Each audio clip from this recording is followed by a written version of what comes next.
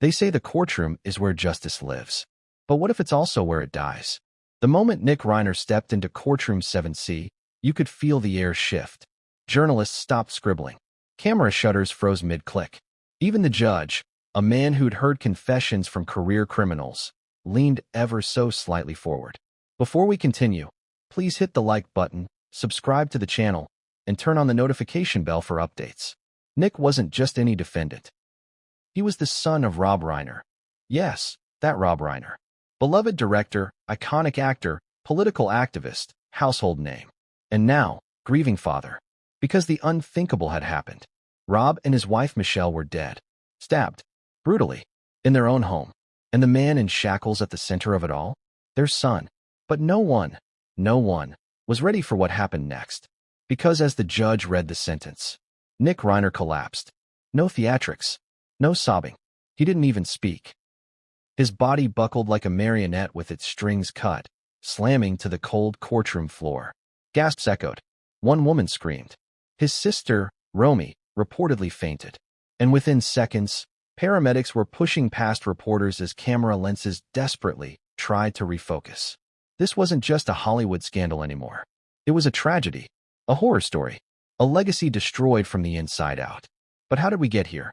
How did a family that represented everything right with Hollywood, art, activism, progressive values, fall into a nightmare so dark it gripped the nation? And how did a young man who once inspired hope for recovery, redemption, and reconciliation become the alleged monster at the center of one of the most shocking crimes in recent memory? That's what we're about to uncover. Because behind the headlines, the glossy photos, and the shallow news blurbs lies a story so twisted, so layered, and so emotionally explosive that even the people closest to the Reiner family didn't see it coming. But first, we need to go back. Not just to the crime, but to the roots. Because every eruption has a fault line. And this one, it started decades ago. Let me ask you something. Have you ever seen someone break down slowly, so slowly, that by the time they finally shattered, no one even noticed the cracks? That was Nick. On the outside. A young man born into fame, comfort, legacy. Son of one of the most respected men in Hollywood. Given every chance, every opportunity. On the inside. A ticking time bomb, struggling with addiction, identity, pressure, and silence. Years of therapy, rehab, relapses, scripts about his own pain turned into indie films. And still, the demons whispered louder than any applause. Some say he was a victim of Hollywood's dark undercurrent. Others say he was coddled for too long, protected by money and fame until it was too late. And others, more bluntly, say he always had the capacity for this. That those closest to him knew he was dangerous and looked the other way. But what really happened? Why did Romy Reiner, the only surviving child, point the finger at her brother the moment she found their parents' bodies? Why did the autopsy report list multiple sharp force injuries and call it unequivocally homicide? And why was Nick living in the guest house of the Brentwood estate, separated but close enough to strike? This isn't just a case about murder. It's about mental health, family secrets, fame, denial, and the terrifying realization that sometimes the people you trust most are the ones who end you. Because Rob Reiner, age 78, didn't die in some Hollywood scandal. He didn't pass away peacefully in his sleep. He was stabbed, multiple times, alongside his wife of nearly 4 decades. And the place it happened? Their $13.5 million Brentwood estate, a mansion meant to be their sanctuary. Their retreat from the glare of the spotlight, a symbol of everything they had built together. But it became their tomb. Let that sink in. A home built on love and legacy, transformed into a crime scene. And who found them? Their daughter, Romy, 27, talented, bright, and now, the unwilling face of this nightmare. The one who, in one breath, lost both her parents and accused her own brother. Can you imagine that? Walking into your childhood home and finding the bloody bodies of your mother and father sprawled across the floor, and knowing, just knowing, in your gut who did it? Because that's exactly what Romy reportedly told the police. There's only one person who could have done this, and he's living in the guest house. 5 hours later, Nick was in handcuffs, and that's when the real story began to unfold. Because this wasn't just a one-night act of violence. It was years, maybe decades, in the making. In his diary, Nick allegedly wrote disturbing phrases. "They don't hear me." They never did. In one entry, days before the murder, he scribbled the words "reset everything" over and over.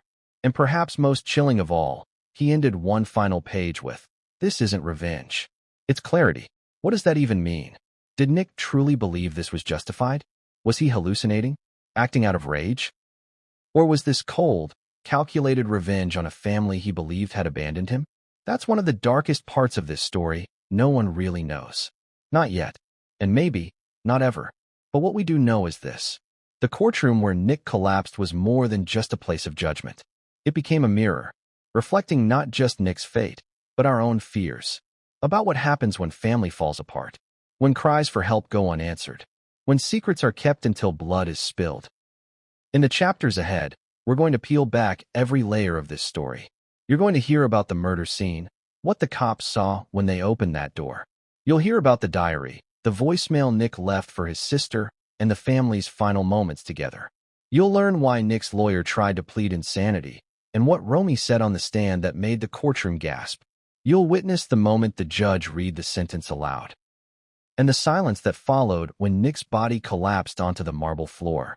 And you'll see how Hollywood reacted, who supported Nick, who stayed silent, and who turned their backs. Because this wasn't just a family tragedy. It was a reckoning, a symbol of everything Hollywood tries to hide. And if you think you've heard it all, you haven't. Because what came next would change everything, and no one saw it coming. They were supposed to be having brunch with friends. But the coffee never brewed. The alarm never turned off. The gate never opened. That morning, time stood still in the Reiner estate, and no one knew it yet, but 2 lives were already gone. It began like any other Sunday. The Los Angeles sun was bright, but not scorching. A cool breeze rustled the palm trees lining the long driveway of the $13.5 million Brentwood mansion. In the kitchen, fresh berries sat untouched in a glass bowl. A loaf of artisan bread remained in its wrapper on the counter. The espresso machine blinked ready. But no one came. By 11 a.m., their friends had begun to worry. Rob and Michelle Reiner were punctual, always showing up early to brunch, often with homemade marmalade or political gossip. But on this particular Sunday, texts went unanswered. Calls rang, then cut to voicemail. Still, no one panicked. Not yet. It wasn't until 12:16 p.m. when Romy Reiner, their 27-year-old daughter, pulled up to the house, that the first chill ran down someone's spine. Romy was never meant to come that day, but something felt off.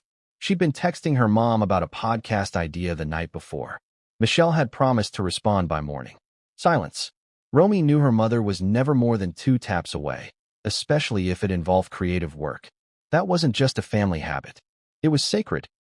When Romy arrived, she knew something was wrong the second she stepped out of her car. The house was too still. No music playing. No footsteps. Just birds chirping and the faint hiss of the backyard water feature. She rang the doorbell. Waited. Knocked again. Nothing. She tried the front door. Locked. Circling to the side entrance, she punched in the family code. The keypad beeped. The door clicked.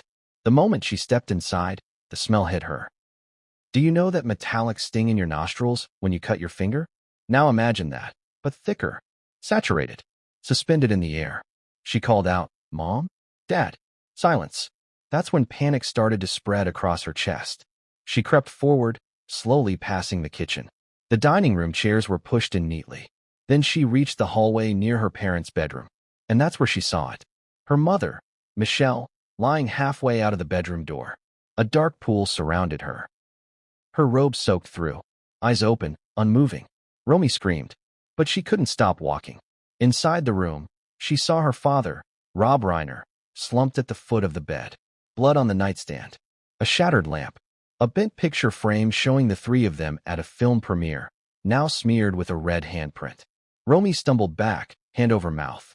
Then she ran. Out of the room. Out of the house. Back to her car. She called 911. And then she said something to the dispatcher that would become the center of a media firestorm. "There's someone who should be a suspect," she said. "My brother." 12 minutes later, police arrived. The officers from LAPD's West Bureau could tell immediately that this wasn't a robbery gone wrong. No broken windows. No sign of forced entry. Nothing missing. Instead, it looked personal. The kind of rage you don't unleash on strangers. Rob had been stabbed 16 times. Michelle, 12. There were no defensive wounds. That told investigators something chilling. They had been taken by surprise. Probably asleep. Or just waking up. Autopsy would later confirm the time of death, between 2 o'clock and 3 a.m. That meant their bodies had been lying there for nearly 10 hours before Romy found them. And during those 10 hours, Nick Reiner was in the guest house. Let's pause there, because this is where the contradictions begin. If Nick did it, why didn't he run? Why didn't he try to hide the evidence? Stage a break-in? Escape the city? Instead, he was found lying on the couch of the guest house, shirtless, headphones on, watching something on his phone. Detectives say he didn't flinch when they knocked. One officer described him as eerily calm. Another said he seemed medicated, but not surprised. They asked him where his parents were. He said, probably inside. Then they asked him when he last saw them. He shrugged. Last night. Around dinner. What did they talk about? Nick smiled. Same old family stuff. They were upset about something. I don't remember. But police had already searched the main house. And what they found contradicted that casual shrug. A note on Rob's desk. Written by Michelle. Just 3 lines long. We need to talk to him again. He's not okay. I'm scared. And then, in parentheses, don't mention this to Romy yet. This wasn't just a troubled family. This was a family that knew something was coming. Back outside the guest house, officers made their move. Nick was handcuffed. Calmly. As they led him away, he turned to one of the officers and said, "Was it bad?" The officer replied, "You're under arrest for the murders of Rob and Michelle Reiner." Nick nodded, and then whispered, "Okay." By 3 p.m., news had broken. Breaking, Rob Reiner and wife found dead, son in custody. Social media lit up like wildfire. Fans, journalists, activists, Hollywood directors, comedians. Everyone was asking the same thing. Why? Why would someone like Nick, son of privilege, talent, and fame, allegedly murder the very people who stood by him through years of addiction and recovery? Why did Romy immediately point the finger? And why didn't Nick fight back when they accused him? Was it guilt? Or something else? And what about the eerie timing? Because only 2 days earlier, Rob Reiner had posted on X, formerly Twitter. Sometimes silence is the loudest scream. Families must learn to hear it. Was that a cryptic message? Or a final cry for help? By nightfall, the Brentwood estate was wrapped in yellow tape. Drones hovered overhead. And inside the coroner's van, 2 legends of American film were being driven away. But here's the part that will haunt you. According to the arrest report, Nick had blood under his fingernails. But not just his parents' blood. His own. Police believe he injured himself during the attack, possibly out of rage. Possibly out of guilt. But when asked about the cuts on his hands, Nick reportedly told officers, "I wanted to feel something real." What does that even mean? Was he disassociated? Detached from reality? Or trying to stage insanity? That's the puzzle investigators are still trying to piece together. Because this case? It's far from simple. It's not just about blood and motive. It's about layers. Of trauma, legacy, denial, and a truth no one wanted to face. That behind closed doors. Even the most celebrated families can rot from within. And yet, the most haunting moment wasn't in the house. It came the next day, inside the courtroom, when the judge read the charges aloud. And Nick Reiner, son of Rob, heir to a legacy of laughter and cinema, collapsed. But what came next would change everything, and no one saw it coming. She didn't scream when the police asked her who might have done it. She didn't hesitate. She looked them in the eye and said 5 words that would flip the entire case upside down. "You need to talk to Nick." Let's rewind. It was barely an hour after Romy Reiner discovered the blood-soaked bodies of her parents in their Brentwood bedroom. The sirens had just stopped echoing in the hills. Crime scene tape fluttered in the wind like a warning flag. Reporters hadn't arrived yet, but detectives already had their suspect. And it wasn't a stranger. It wasn't a stalker. Or a disgruntled ex-employee. It was her brother, Nick. And Romy didn't make the accusation lightly. Detective Miguel Alvarez was the first to interview her. He'd seen a lot. Cartel hits, domestic murders, celebrity overdoses, but nothing like this. Because as Romy sat on the steps of the Reiner mansion, blood on her jeans, trembling but focused, she didn't break down. She didn't deflect. She named names.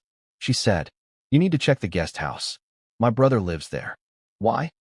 Alvarez asked. Romy's eyes welled up. Her jaw clenched.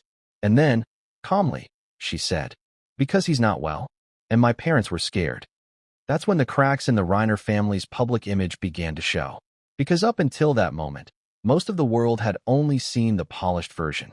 The family red carpet photos, the progressive activism, the charming interviews. But Romy knew what lurked behind that facade. She had watched it unfold for years, and she'd tried, desperately, to stop it. But no one listened, until it was too late. So who is Romy Reiner?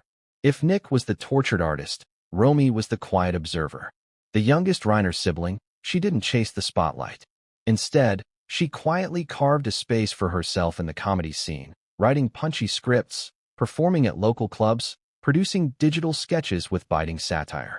She inherited her father's sharp wit and her mother's fierce independence. But unlike her brother, Romy kept her distance from the family's baggage. Until the last few months. That's when things started to shift, and Romy noticed. She told police that Nick had started behaving differently, more erratic, more isolated. He stopped returning her calls, avoided family dinners, locked himself in the guest house for days. And when he did speak, it wasn't Nick. It was someone else. He wasn't just spiraling, Romy told detectives. He was changing. She described a chilling phone call just 1 week before the murders. Nick had called her at 2 a.m., said he was trapped, that they, presumably their parents, were suffocating him. Then came the words that stuck with her. "You'll see what I mean. You'll see. Soon." It wasn't a threat, but it wasn't a cry for help either. It was something else. A calm before something terrible. When Romy confronted her parents about it the next day, they brushed it off. "Nick's just having a bad episode," Michelle said. "Don't escalate," Rob added. "We're handling it." But were they? Or were they hoping it would just go away? Because what Romy told police next was chilling. She had secretly recorded part of that 2 a.m. call. Why? She didn't even know. Call it intuition. Or dread. But something in Nick's voice felt off. Otherworldly. The recording, now part of the investigation, reportedly contains the following lines. "I'm not your brother anymore. I'm what they made me. And I don't want to be this anymore." And then, if silence doesn't work, maybe screaming will. Romy tried to send it to her parents. She said she forwarded the voicemail to Michelle's phone that night. But police confirmed it was never opened. Why? Because Michelle had turned off her notifications before bed, something she did every night. That unopened message, buried in a sea of unread alerts, may have been the final warning, one they never heard. Detective Alvarez asked one more question. "Did your parents ever say they feared Nick?" Romy didn't answer immediately. She reached into her jacket and pulled out a folded note, slightly crumpled, stained with a fingerprint. It was written by her mother, dated 3 days before the murders. It read, "I don't know what to do. He's not my son anymore." There's something dark in his eyes. That note, along with the voicemail, became foundational in the case, not just as motive, but as forewarning, because it painted a picture the world had never seen. The beloved family was unraveling. And Romy? She'd seen it coming the whole time. Let's pause and ask the question that's on your mind. Why didn't they get Nick help? The truth? They tried. According to a close family friend who later spoke to reporters, the Reiners had paid for 6 rehab stints, 2 psychiatric holds, and countless therapy sessions over the past decade. They even temporarily cut Nick off financially at one point, hoping it would force him to face reality. But it never worked. The moment he turned 30, they softened again. Let him move into the guest house. Hoped he was better. He wasn't. And deep down, they probably knew it. But here's where the contradiction comes in. Because even after pointing the finger at her brother, even after confirming she feared him, Romy asked police one final thing before they went to arrest Nick. She whispered, "Be gentle." What does that mean? Was she scared for him? Of him? Did she still love him? Or was it guilt? After all, she was the one who found them. She was the one who broke the silence. She was the one who named the suspect. Her own brother. As officers made their way to the guest house, guns holstered, minds spinning, Romy stayed in the living room, wrapped in a blanket, rocking slowly. When they came back out with Nick in handcuffs, she didn't cry. She didn't scream. She turned away and muttered, "It was always going to end like this." But what was she talking about? What did she mean? Did the Reiner family know something darker about Nick than they ever revealed publicly? Was this an open secret behind Hollywood's closed doors? Or was this the tragic culmination of a broken mental health system, a family stretched too thin, and a son who couldn't be saved? That's what the court would have to decide. But first, police had to search the guest house. And what they found inside changed everything. The door creaked open. The smell hit them first. But what really rattled the detectives, what made the air turn heavy and the silence unbearable, wasn't the blood. It was the walls. Because Nick Reiner hadn't just been living in the guest house. He'd been unraveling there. It was barely 4:30 p.m. when the team from LAPD's Homicide Special Section approached the guest house at the back of the Reiner's Brentwood estate.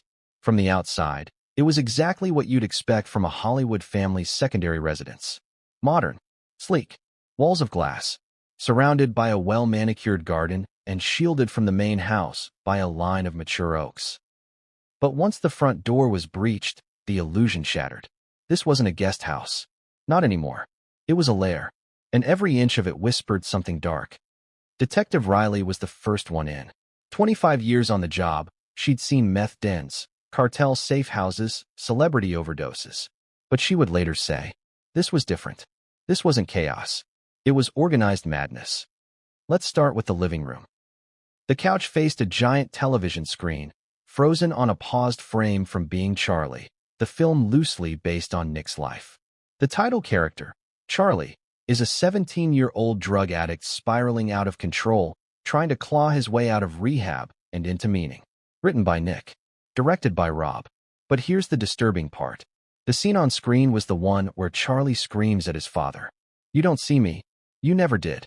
It was paused, and apparently looping. Meaning Nick had been watching that moment, over and over. Next to the TV was a whiteboard filled with names. Some real, some not. One word circled in red again and again. Rewrite. In the bedroom, things got worse. Detectives found a pile of notebooks, leather-bound journals, stacked neatly in a corner. Inside, rants, ramblings, lists. Some entries were legible, others weren't. But what could be read sent chills down their spines. They think they made me. They only broke me. Mom cries too much. Dad pretends not to notice. Romy is the only one who might survive. Over and over, one phrase kept popping up. Time to reset. Was it a plan? A mantra? Or the signal of a man spiraling into psychosis? On the bathroom mirror, written in what investigators believed to be red lipstick. This is where I became free. Next to it, Nick's driver's license, partially burned. In the sink, a razor blade. Clean. Beside the sink, blood-stained tissues. DNA confirmed to be Nick's. Self-harm? A cry for help? Or just part of the ritual? But the most damning discovery? A knife. Wiped clean. Tucked under the bed. Police believe it wasn't one of the murder weapons. But its presence, and its location, suggested something else. A backup. Or worse, the trophy. Even more haunting, taped to the underside of the bed frame was a torn photo. The Reiner family. At a red carpet premiere. Smiling. Nick had crossed out his own face with black marker. And written underneath, I watch from the shadows. Never again. What was going on inside Nick's mind? Because here's what makes this so hard to reconcile. Friends described Nick as charming, introspective, even gentle. Former classmates at Crossroads School remembered him as the funny kid with the sad eyes. He was the sensitive artist, the wounded soul, the kid everyone wanted to help. But this guest house told a different story. One of obsession, of growing resentment, and maybe of premeditation. On the kitchen table, detectives found two more things worth noting. A script, untitled, 73 pages long. A crumpled letter, unsent, addressed to Rob and Michelle. The script? It was about a man who lives in the guest house of his famous parents, slowly losing touch with reality. The final scene? He confronts them in their bedroom. Ends them both. The dialogue is almost incoherent. But one line stood out. You brought me into the world for your movie. Now I'll write the ending. The letter? Short. Messy handwriting. Almost pleading. I hate what I've become. I blame you. But I also love you. That's the problem. That duality, rage and love, blame and longing, ran through everything. and it painted the portrait of a young man not just disturbed, but fractured. Let's stop and ask the question we've all been thinking. Did Rob and Michelle know? Did they understand how far gone Nick was? Because as investigators scoured the guest house, they also reviewed text messages, emails, and call logs from the main house. The week before the murders, Rob had reached out to Nick's therapist. He wrote, "He's not sleeping. He thinks the house is bugged. Should we be worried?" The reply from the therapist was gut-wrenching. "He's high risk. Keep him close, but don't confront him alone." That message was sent 2 days before the killings. And yet, they didn't act. Was it denial? Love? Or were they simply exhausted?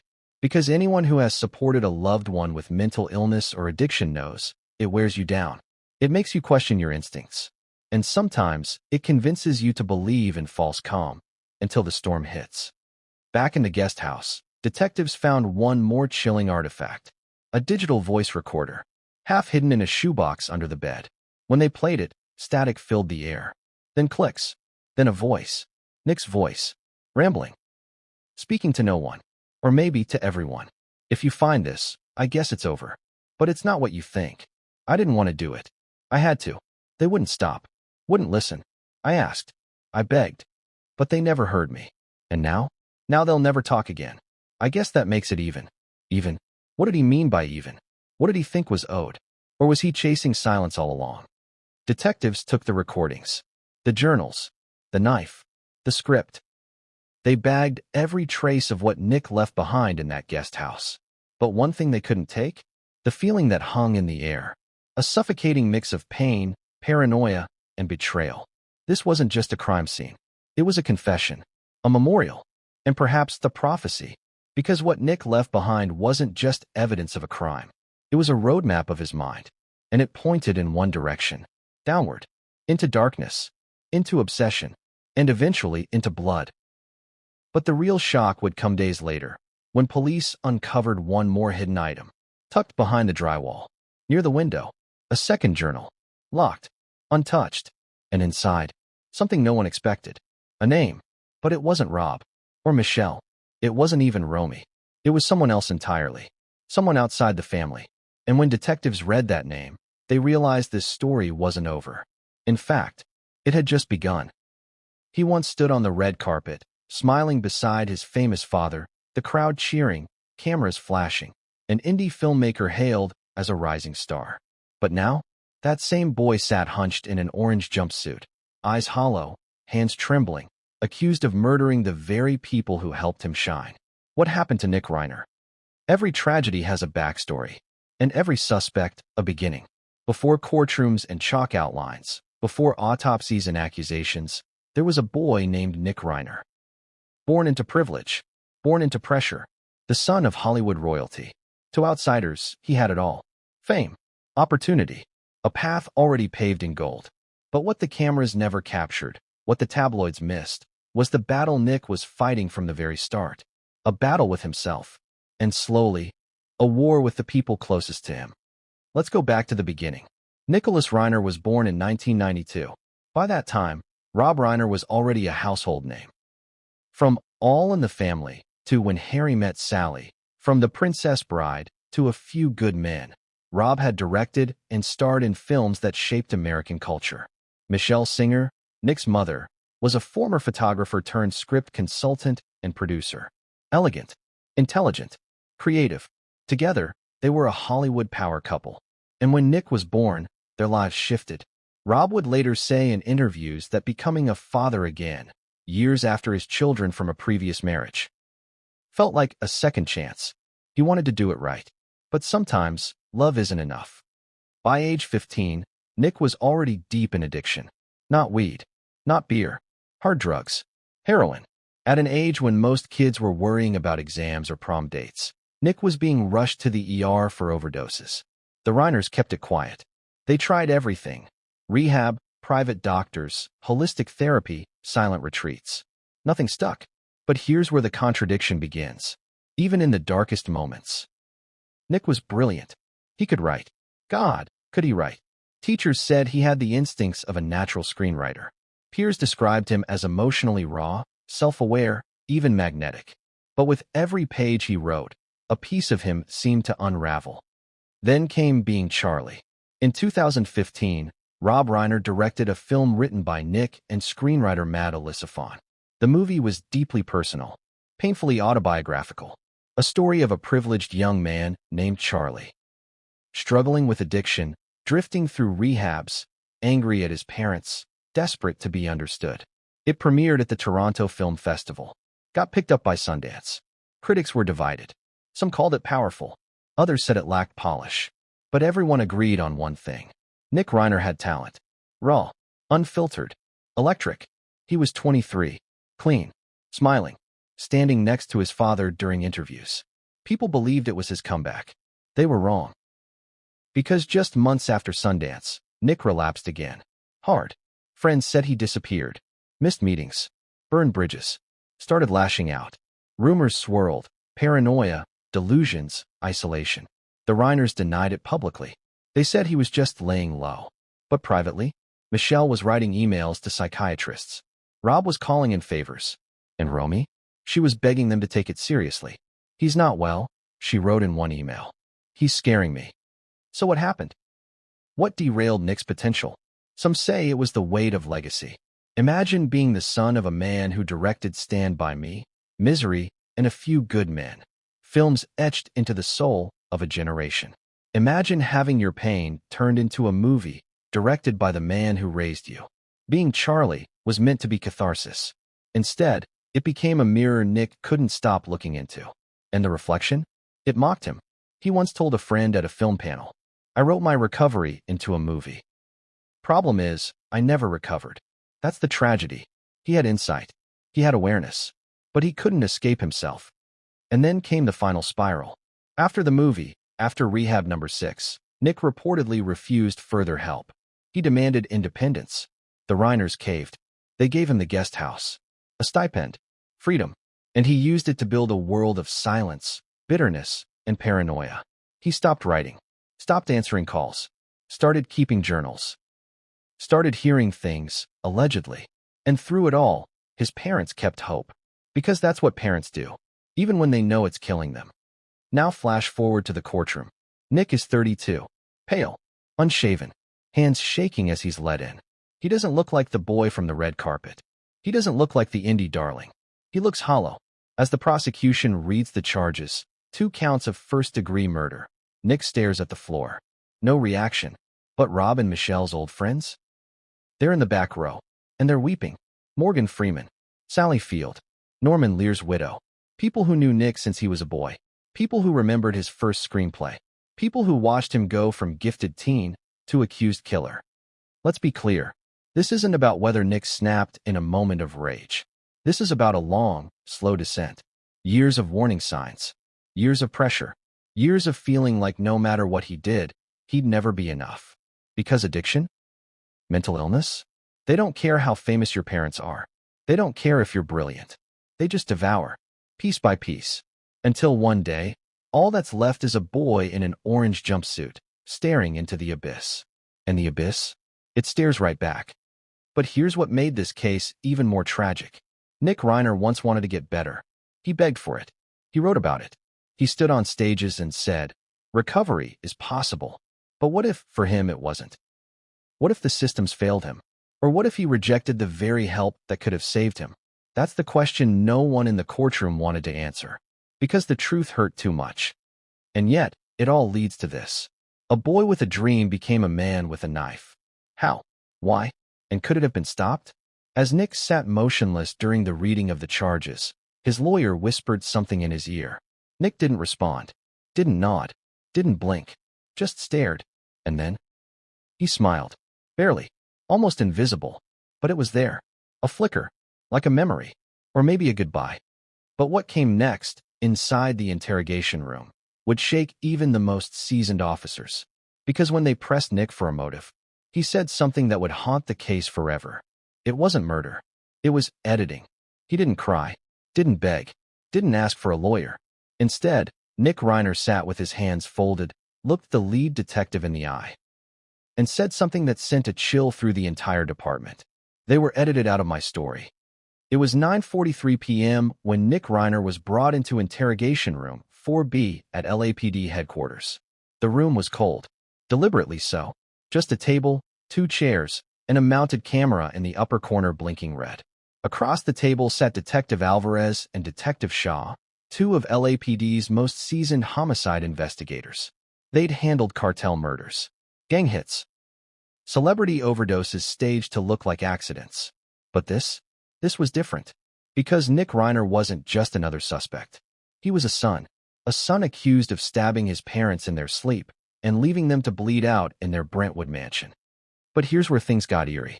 From the moment he entered the room, Nick showed no panic, no confusion, no regret. He sat down slowly, adjusted his sleeves, and then said, "So, how long do we have?" The detectives started basic. "Do you know why you're here?" Nick nodded. Because the ending finally came. Alvarez exchanged a glance with Shaw. This wasn't going to be a typical interview. Not even close. They asked if he was aware his parents were dead. Nick tilted his head. "I assumed. You're not dragging me in here over noise complaints." His tone, dry, almost amused. Shaw leaned forward. "You're being charged with their murders, Nick." Nick blinked. "Okay. Just that. No outrage. No denial. Just a single word that hung in the air like smoke." Then came the next question. "Did you kill Rob and Michelle Reiner?" Silence. Nick looked down at his hands, traced a faded scar on his left wrist, then said, "I removed them. Not, I murdered them. Not, I stabbed them. I removed them. Like they were clutter. A bad paragraph in a script." And when Detective Alvarez pushed back, "Remove them from what, Nick?" He got the answer that would become the centerpiece of the prosecution's case. "My arc." Let's stop for a moment. Because this wasn't just creepy. It was revealing. Nick Reiner wasn't confessing. He was narrating, like he was still writing a script, still trapped in a cinematic delusion where he was the main character, and everyone else, including his parents, were just poorly written side roles. He saw this as storytelling, not slaughter. Which is why, when they showed him photos of the crime scene, his reaction chilled even the most seasoned officers. He looked at the images, nodded once, and said, "They look peaceful. That's good." But here's the twist. When asked why, Nick's tone shifted. He went from cold to wounded. Like the boy who had once asked for help was still in there, just buried under years of bitterness and betrayal. "I gave them chances," he said. "So many. I begged them to see me. But all they saw was the addict. The disappointment. The rewrite they didn't want to fund." Detective Shaw asked, "So you did this for revenge?" Nick shook his head. "No, I did it for closure." Then added, "It was the only ending that made sense." But here's where things turn. When the detectives asked Nick if he planned the murders, his response veered into the surreal. He said, "You don't plan edits. You just know when they need to be made." That vague answer sparked a psychological evaluation request. Because this wasn't the confession of a clear-headed killer. It was a warped, artistic justification. One that blurred reality with fantasy. A screenwriter turned self-casting executioner. The detectives tried a different angle. They brought up Romy. Asked Nick if he'd spoken to her before the murders. His eyes darkened. "She's the only one who noticed. But too late." "Too late for what?" "For me to stay." When they asked about the journal, the one found behind the drywall, with the name scribbled over and over, Nick froze. Dead silent for the first time in the entire interview. Then whispered, "That wasn't for you." Detective Alvarez pressed harder.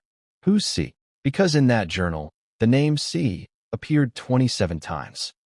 Written, circled, sometimes scratched out violently. Was it a friend? A past lover? A hallucinated figure?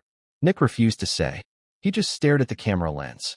As if it, not the detectives, were the audience. Here's where it gets more disturbing. Nick eventually asked for a glass of water. Took 2 sips. Then leaned back and said, "Do you want me to tell you how it happened? Step by step? You want the scene?" Detectives, stunned, said nothing. Nick grinned. Fade in. Interior. Master bedroom. 2:12 a.m. And then, he told the whole story. Like a screenplay. Beat by beat. Voice detached. Pacing dramatic. He described walking into his parents' bedroom with gloves on. Described seeing his mother stir first. Described how quiet her gasp was. Then Rob. Rob woke up second. And according to Nick, he didn't fight. He just looked at me and said my name. Once. That detail. It broke Detective Shaw. because he'd known Rob personally. Worked private security gigs during premieres. He left the room. Alvarez stayed, stone-faced, taking notes. Nick finished his monologue with, and then fade to black. Silence followed. Then a single question. Do you feel remorse? Nick answered almost instantly. That depends on the reviews. Let's pause again, because now the question isn't just, did Nick do it? It's, was Nick even present when it happened? Mentally? Emotionally? Or was he already lost inside his own twisted film? That's the argument his defense would later make, that Nick Reiner had suffered a full psychological break, that he was living in a delusional narrative, that he didn't know he was killing his parents. He thought he was rewriting his script, a tragic, terrifying descent into psychosis. But detectives weren't convinced, because when Nick was asked about what came next, he said something chilling. The scene isn't over. You'll see. There's a final act. Final act? What did he mean? Was he referring to the trial? Another target? A deeper twist no one had discovered yet? That line sent investigators back into the guest house, looking for more. And what they found was a second device, a voice recorder, and on it, a message recorded just 18 hours before the murders. Nick's voice, saying, if you're listening, it means I got away with it. Or I didn't. Either way, it's written, and I'm done performing. Then laughter, and a click. So the big question remains, was this a murder? Or a manifesto? Was Nick Reiner a remorseless killer? Or a man broken by his own mind, drowning in a story he no longer controlled? That's what the court would have to decide. But behind the two-way glass that night, as detectives wrapped up the most disturbing interrogation of their careers, they looked at each other and said the same thing. This isn't over. Because the real twist was still waiting in the courtroom. And when the trial began, everything Nick said in that room would come back to haunt him. It was hidden behind drywall, wrapped in plastic, a slim black journal with no name on the cover, just a single letter carved into the leather. In. But what was inside wasn't just disturbing. It was dangerous, and it changed the entire case. Everyone in the courtroom already thought they knew how dark this story had become, until the diary surfaced. A single journal, no fingerprints except Nick's, discovered after detectives noticed unusual drywall patching behind a nightstand in the guest house. It wasn't listed in the home's renovation records, which made them suspicious, so they cut it open and found it, a notebook, wrapped in black duct tape, sealed inside a Ziploc bag, protected like it mattered more than anything else in the room. Because to Nick Reiner, it did. This wasn't just a diary. It was a manifesto, a blueprint, a confession. The journal contained 17 entries, all handwritten, spanning approximately 3 weeks before the murders. Some were long, 10 pages. Others, just a single sentence. But the tone? Consistent, detached, bitter, clinical, unfiltered, a mind unspooling, page by page. Entry 1. I'm tired of waiting to be heard. If they won't listen, they'll feel.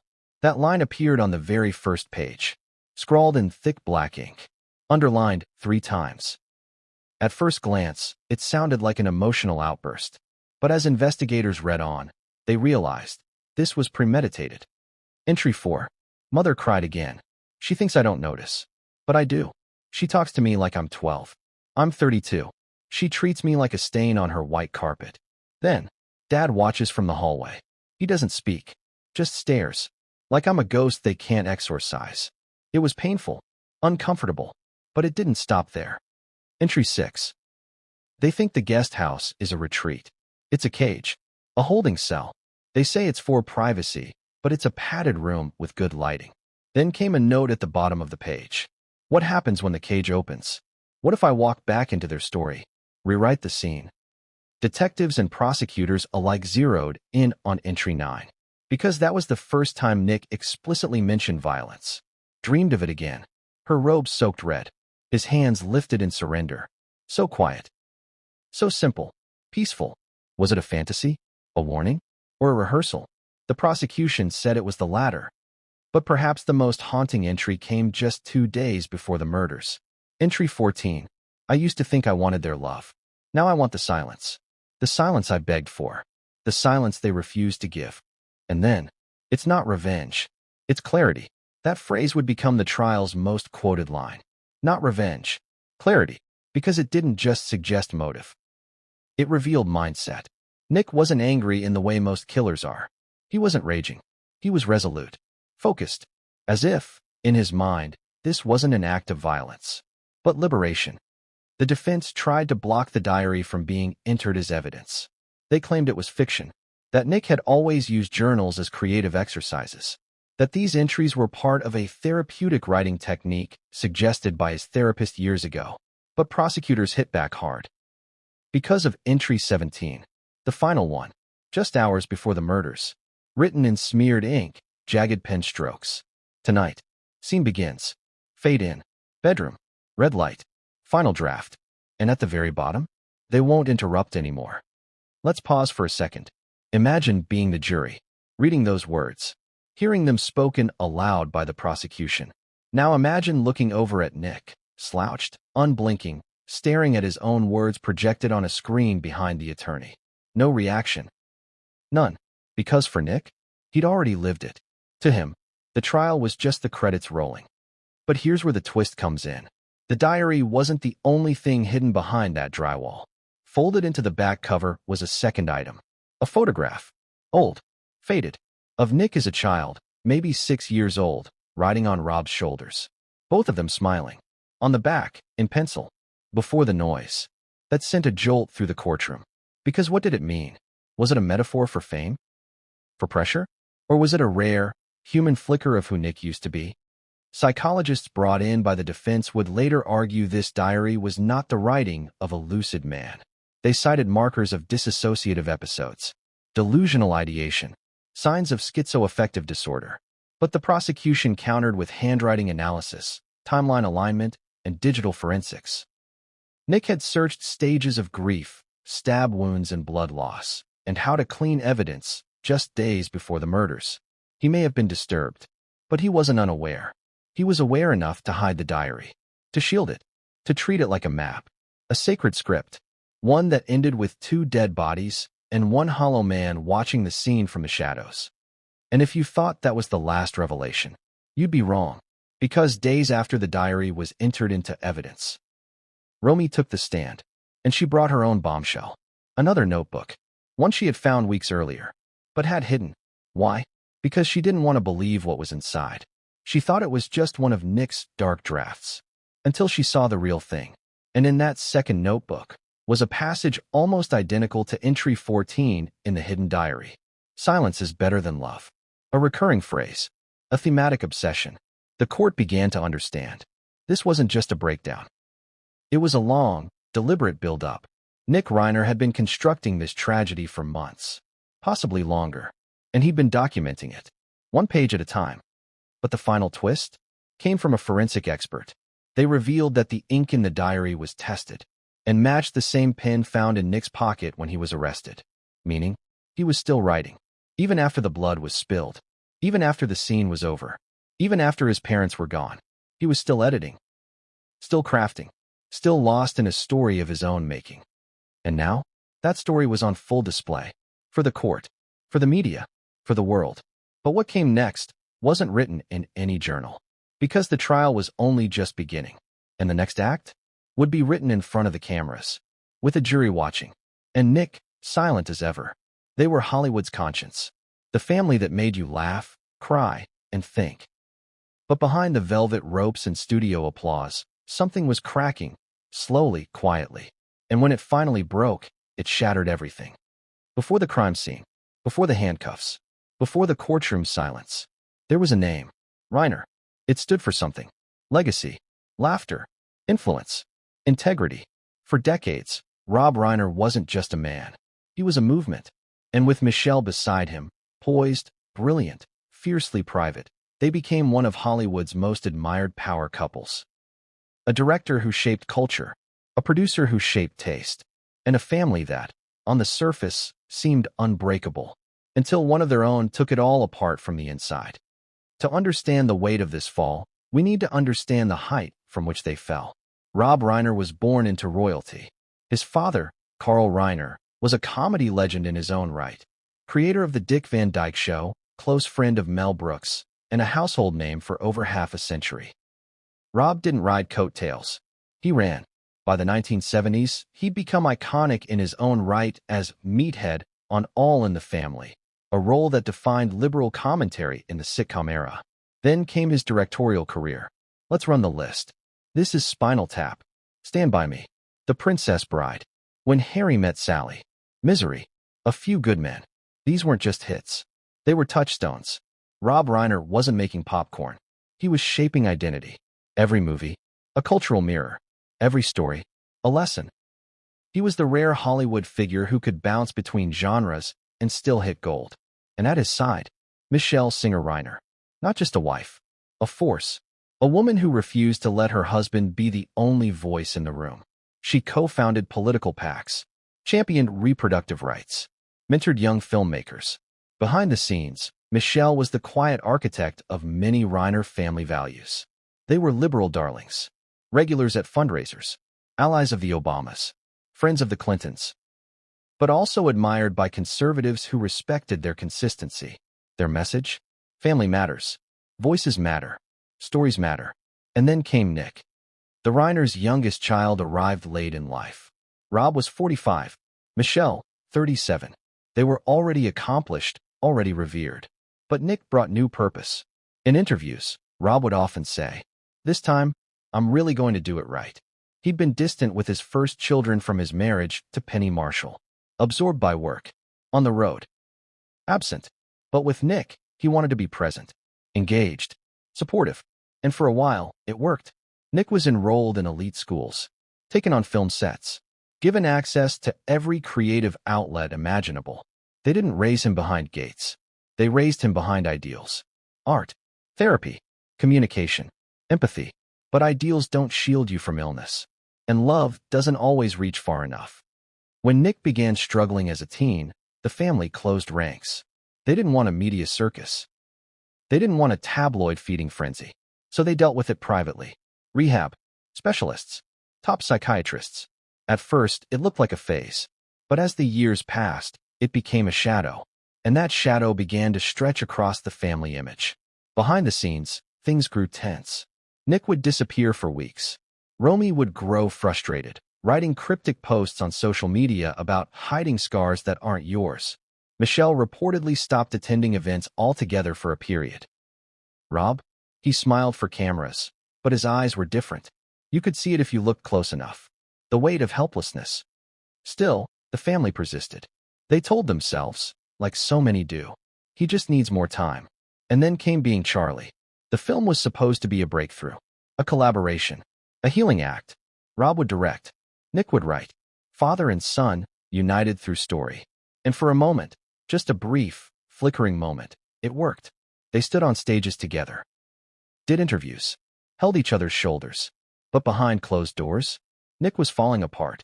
The movie wasn't his catharsis. It was his mirror, and what he saw in it, he hated. Because Charlie, the character he had created, wasn't just troubled. He was lost. A puppet begging for control. A ghost looking for a home. By 2018, things reached a breaking point. According to close family friends, the Reiners had tried one last intervention. A blend of spiritual counseling, deep therapy, and family conferencing. It failed. Nick became more withdrawn. Started referring to the main house as the stage. Called his family the writer's room. And most chilling of all, he reportedly told a friend, "Every story needs a climax." They didn't think much of it at the time. Just another cryptic Nickism. But now, it reads like a prophecy.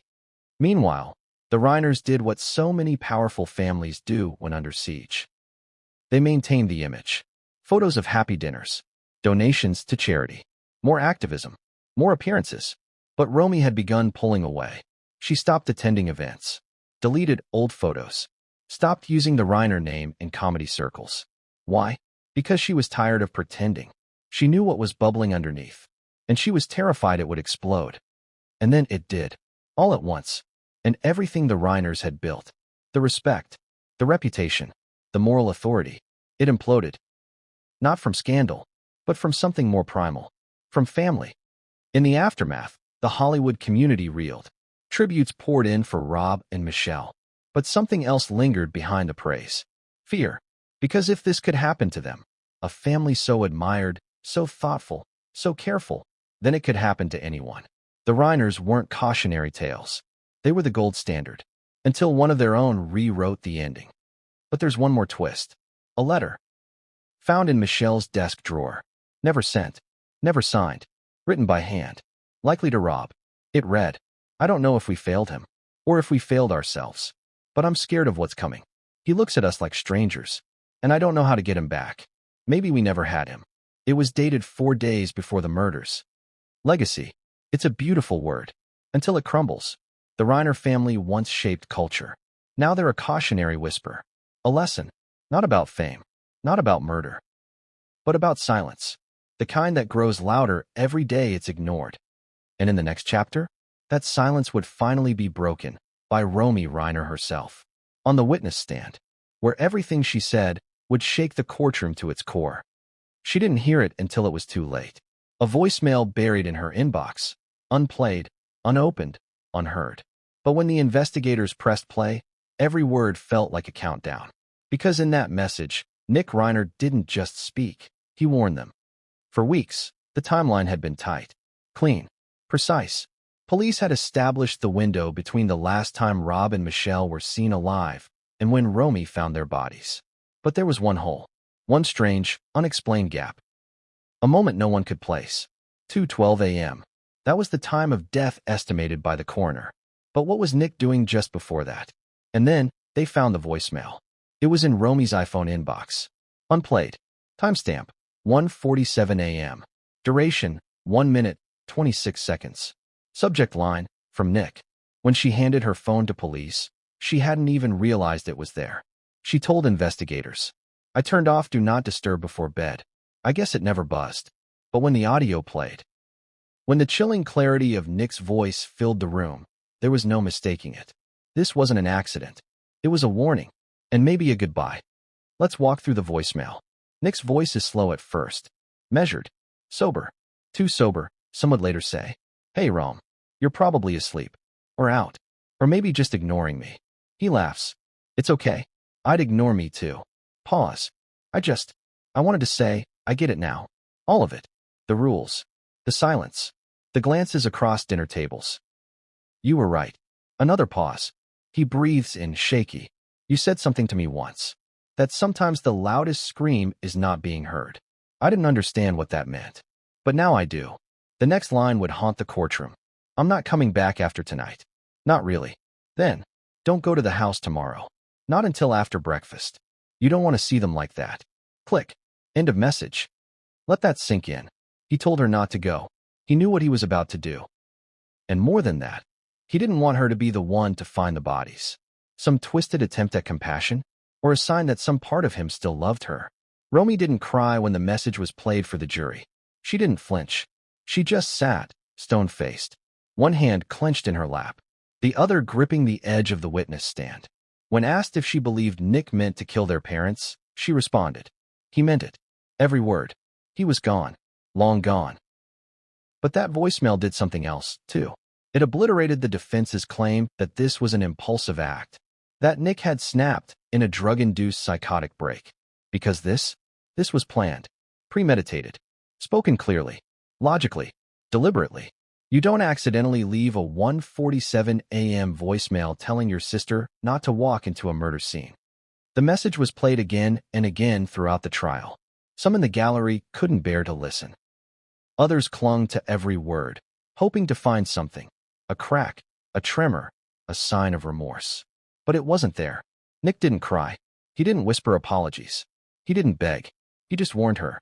Cold, haunted, detached, almost like he was narrating the final scene of a script only he had read. And it gets worse. Because after forensic experts extracted the voicemail metadata, they found that Nick had left 2 more voice recordings that same night. One, never sent, was addressed to himself, saved in a hidden drafts folder on his phone. The other? Still a mystery. Deleted. Gone. But phone logs confirmed the following. 1:23 a.m. Nick opens the Notes app. 1:26 a.m. begins audio recording number 1, unsent. 1:45 a.m. begins audio recording number 2, deleted manually. 1:47 a.m. sends voicemail to Romy.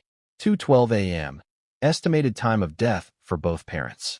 It was like clockwork, a countdown, and Romy's voicemail was the final tick before the end. So what was in the first recording?